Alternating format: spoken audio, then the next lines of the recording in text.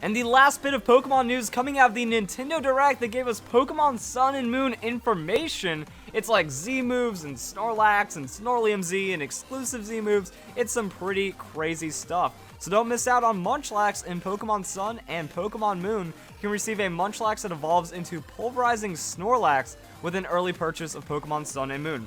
Now, I've already seen people complaining about this for some reason, even though it's not a bad thing at all. Like, it's not a pre-order bonus, it's not even a day of bonus, it's not even like a specific pre-order bonus. Like, you don't have to get your game from GameStop, you don't have to get your game from any specific place. You just buy it before January 11th, and you're going to be able to get this Munchlax with Snorlium Z. So it's just like any other Pokemon event. Sure, it happens for a couple weeks. If you miss out, kind of sucks. But this isn't exclusive at all. Like, 95% of the people that are buying Pokemon Sun and Moon are going to get it from the time it launches to around mid-January. And it works out because that's holiday season. And I think January 11th is brilliant because if your parents don't get this game for you for Christmas, you can take Christmas money and then buy it sometime before January 11th. Or you just get it day of and then you can still grab the Munchlax. I think it's incredibly fair. So, you can receive the early purchase bonus via their internet connection. It's a Munchlax that evolves into Pulverizing Snorlax. This Munchlax is holding a special item called Snorlium Z, so just like how Mega Stones ended in Ite, we have Eum. So we have like Grassium, Snorlium, and I don't know what the Raichu one is called, but we can go look into that in a bit. So we have a lot of information coming out. By evolving Munchlax into Snorlax, having it hold Snorlium Z, Snorlax becomes able to use special Z move, Pulverizing Pancake. Now, Pulverizing Pancake is nuts. We'll see that in the Pokemon trailer that was also released with this information here in a bit. Z moves are a major new Pokemon moves that are used in the Alola region. Trainers send a natural power called Z-Power to their Pokemon to power up their Pokemon moves. Because it requires the combined power of Pokemon Trainer, a Z move can only be used once per battle. Like, that's already nuts right there. Now, we still don't know about Mega Pokemon, like, fully. It hasn't been absolutely confirmed or it hasn't been absolutely denied. And it's really crazy to think about this, like, massive nuke that exists with these Z moves. You can use it once per battle, and according to this, Z moves are considerably more powerful than any previously known Pokemon move. I'm wondering if this is forgetting about Explosion, because having a Pokemon move with more than 250 base power that any Pokemon can use on command, it blows my mind. Like, the whole thing behind Z-Stones, we don't know, or like Z moves and Z powers and all these crazy things.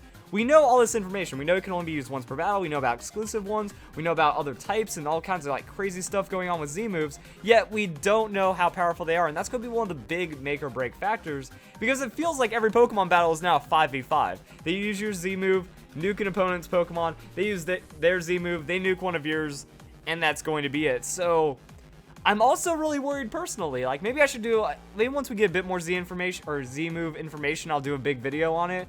But I play setup. Like, what happens if I use Calm Mind or I have like a +3 defensive Pokemon and it can still get blown up by a Z move if it's using Stab or something? That's worrisome. So there are Z moves that can power up each type and Z moves that can be used by any Pokemon. However, some Pokemon can use exceptional Z moves that are not available to all Pokemon. Snorlium Z, gifted along with this bonus Munchlax, is a very special item, one that allows Snorlax to use a Z move that no other Pokemon can. So what's the power differential as well? Like, will Pulverizing Pancake be 50, 100 base power stronger than the normal type Z move?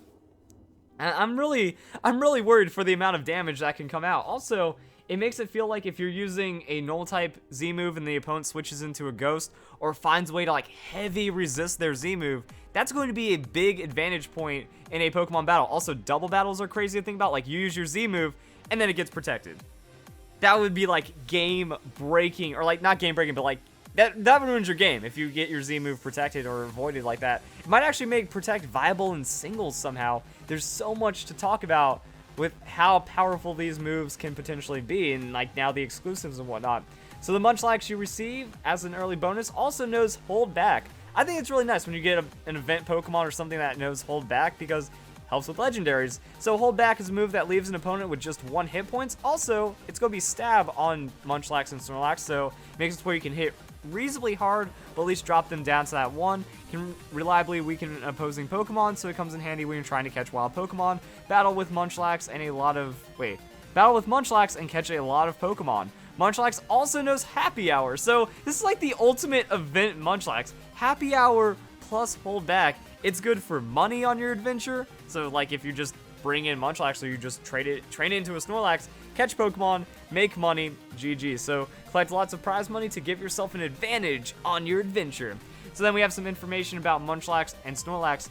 Now, one thing I didn't know about Snorlax is in this information. Maybe I could have paid attention by reading more Pokedex or lore and stuff, but anytime Snorlax is not eating, it's sleeping. Snorlax is such a calm Pokemon that it's usually not even bothered by children using its belly as playground. Its stomach is extremely strong. Its digestive juices can dissolve any kind of poison, so eating rotten food doesn't affect it at all. Now, I've been playing Snorlax for since Generation 4, and I love using this Pokemon in battle, and I've always gone with Immunity Snorlax over Thick Fat. So this actually makes sense as to why Immunity works on Snorlax, you know? It's immune to poison because of its strong digestive juices. I was wondering if it was kind of like Thick Fat in that it's so dense that a toxin can't affect it. But no, it just has strong digestive juices, therefore Immunity makes sense. So there's your Pokemon trivia, guys. Let's go and hop over to the video. So there's Alolan Rattata. I already did a video on it. You might be able to find it in the description if I remember to put it in there. But Alolan form Rattata is pretty cool. I really like the lore. I like its design. It's a pretty awesome Pokemon. Dark typing, normal, a lot of weakness to fighting, so we'll see what happens. And then Pokemon can have their own Z moves. So now we have Raichu with Stoked, totally radical Spark Surfer. And again, like, how much damage is this going to do? How is this going to work with Raichu? Like, that's a lot of damage. I know it's a super effective hit. That's still a very scary thing to think about. Also, like, Spark Surfer, is it going to be electric? Is it going to be electric water? Are there going to be dual type Z moves? I don't know. And then you go in double battle. So you have the Surge Surfer, I believe is what's called. Its ability, going super fast, outspeeding the opponent, and then getting a one-shot off of the Stoked, Surfer thing. It's crazy. So here's video of our Munchlax that we get. Chill, awesome Munchlax, bro. Uses Happy Hour, so gives us some money, which is pretty nice. And then, after Munchlax evolves, have it hold a Snorlium Z. So, you get, like, Munchlax comes with the item, it evolves, you give it this, and then it becomes crazy, pulverizing Snorlax, where crazy stuff happens. After 20 years of sleeping. Oh, this is, like, crazy messed up. Snorlax is ready to use its own Z move.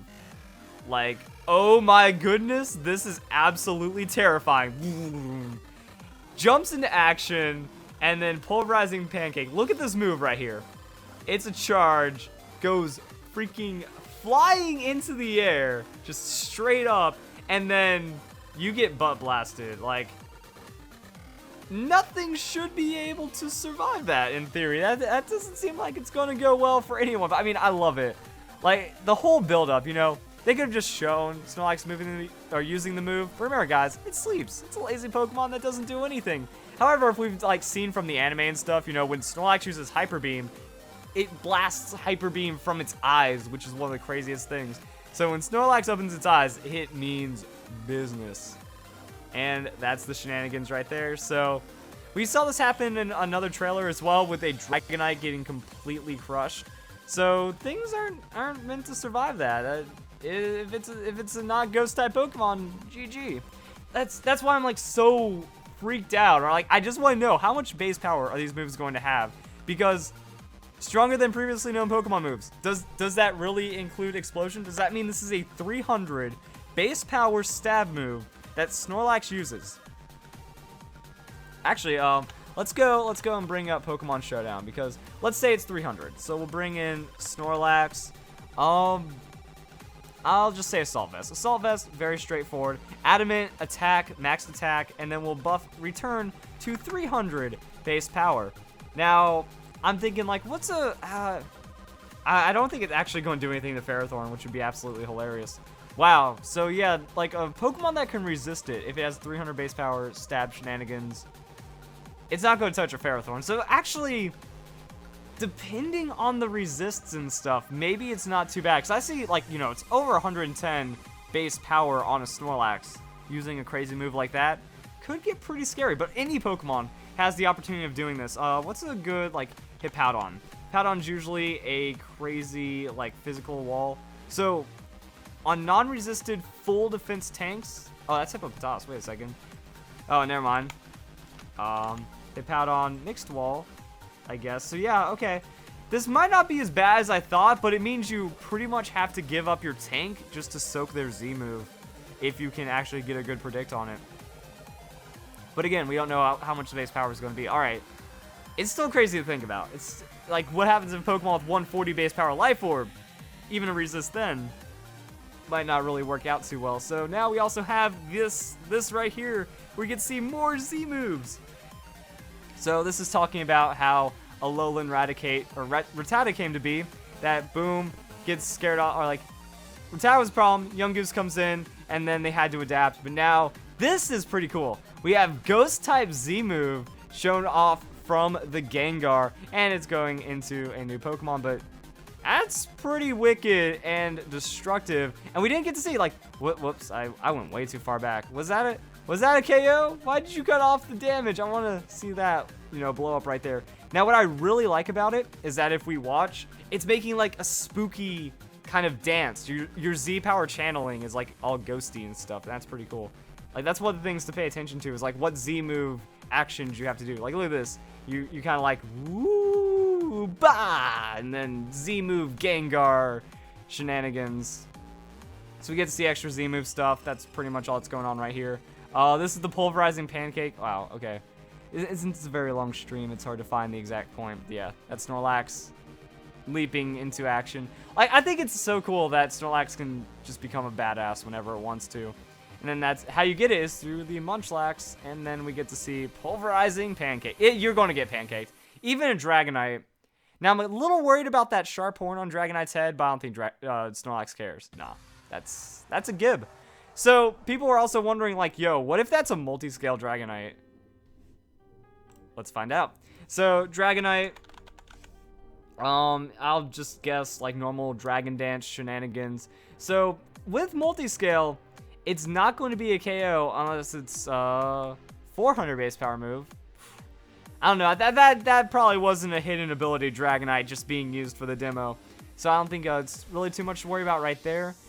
Items, EVs, stuff, who knows. So it's going to be a terrifying move to see how much damage these things can put out and how it's going to end up playing through. Also on Cerebi, do have some other information things going on. So apparently if you live in Japan, it's going to be awesome for all your Pokemon Center needs, because they're doing an event. Actually, it's not even an event. They're doing like a whole product line about the evil teams, or not evil teams, but you know, just the bad guys so far. So you get Giovanni's Nidoqueen, Team Magma's Maxie's Camerupt, Archie's Sharpedo, Cyrus's Weavile, Plasma's Hydreigon, and Lysandra's Pyroar. Lysandre. I've never even pronounced that name correctly. Also, I believe if I go like to Twitter, and you can see some of the things that are going on right there. Joe Merrick. Joe Merrick is showing off like the shirts, you know, Pikachu. Look at how adorable those Pikachus are. So I don't know if we're going to get this event, but that is running in Japan to where you are getting exclusives. So Team Boss merch, I think that is pretty awesome. And then just a last little bit of clarification on Z moves on Cerebi right here. So we still don't really know enough. Even Cerebi is kind of light, but we have seen some moves so far. We have Gigavolt Havoc, Bloom Doom, Inferno Overdrive, Hydro Vortex, question marks, Stoke Surfer, and Pulverizing Pancake. So there is a fighting type one that has been revealed. Like, they look awesome. Like, it's an insanely crazy special finishing move. This also does leave some questions, like, Mega Evolutions? Like, guys, Megas? What? Are we going to get Megas in Pokemon Sun and Moon? Like, it doesn't look like new Megas will be introduced, but it also feels strange that they'd put so much energy into Mega Pokemon and then have that go away. Like, I think it'd be an interesting dynamic of, hey, what about, like, you have to hold the item, so you have to have, like, Grassium Z. Oh, wait, never mind. I just realized I'm an idiot when it comes to this damage calculation, because you have to hold the item, so it wouldn't be Assault Vest. You couldn't have Life Orb. You couldn't have Choice Band. You couldn't have anything. I mean, then the base power has to be a lot to compensate for that, because Choice Band Explosion, that's going to be 375 base power, so something like that on the lines of damage output. Still an insane amount of damage, even without an item. So yeah, without the item, But also Mega Stones, like, I think it'd be a really interesting dynamic. They have to hold the Z Crystal while having another Pokemon hold Mega Stones. What happens if there's an overlap? You know, is that Kangaskhan going to Mega Evolve, or is it actually going to use, like, its normal type Z move? There's a lot of dynamics and stuff that could be involved right here. I think that's all that there's to talk about right now. Do have Pokemon news coming out on September 6th. I just want to see Megas. I want to see how much damage these things do. Might get some more Pokemon reveals. It's just an absolute flood of information right now. So if you guys enjoy the video, hope you all have a nice day. Thank you very much for watching.